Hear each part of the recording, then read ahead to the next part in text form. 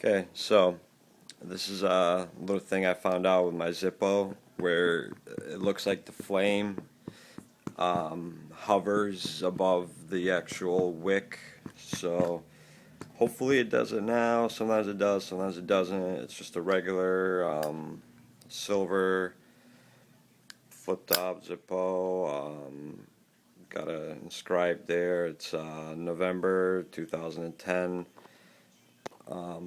Model of Zippo, so nothing special, but so let's hope it does it. Here we go. I'm really hoping it does it really good now, so you guys can see it. And there you go. Oh, there it is.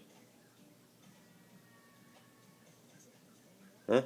So sometimes it does that, sometimes it doesn't. I think it's pretty cool. Let me know what you think. Thank you.